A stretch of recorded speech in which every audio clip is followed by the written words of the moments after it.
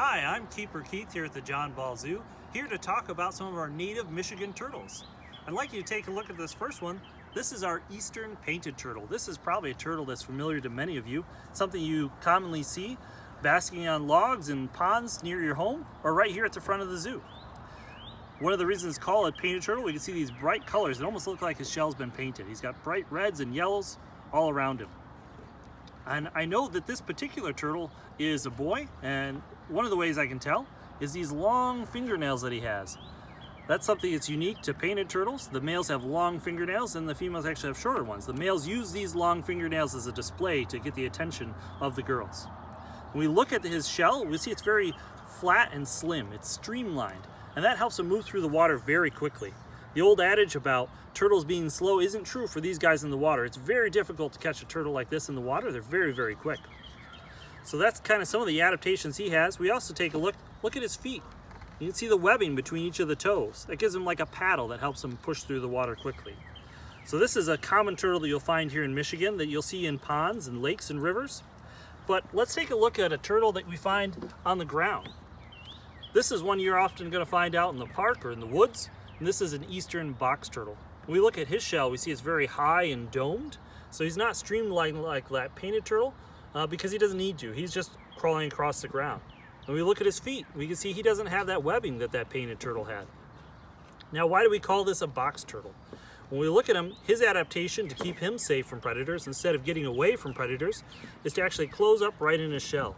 So you see his shell is hinged, and he's able to pull his whole body inside there, close it up, and keep him safe from predators like skunks, raccoons, or coyotes or dogs. We also look at the pattern he has on his shell. That pattern is going to help him blend in the leaves on a forest floor. Now, a box turtle like this, when it's a baby, his coloration is going to be a little bit different. He's going to be the same size, or he's going to be the same shape, but his color is going to be very dark in color with just a little bit of those yellow or orange spots. As they get older, they develop more of a pattern. As opposed to our painted turtle, when our painted turtle is young, they look exactly the same as an adult. So this is a ground-dwelling turtle. Here's one that's kind of in between. And if we look at it, we can see his shell is kind of in between. So it's a little bit domed, but it's also a little bit streamlined compared to that painted turtle. This is not quite as slim as a painted turtle, but similar. And this is a Blandings turtle. And you may have guessed, but he spends part of his life on land and part of his life in the water. This isn't a full-grown adult. This is kind of a teenage Blandings turtle. We can see he's got all these yellow spots all over his shell.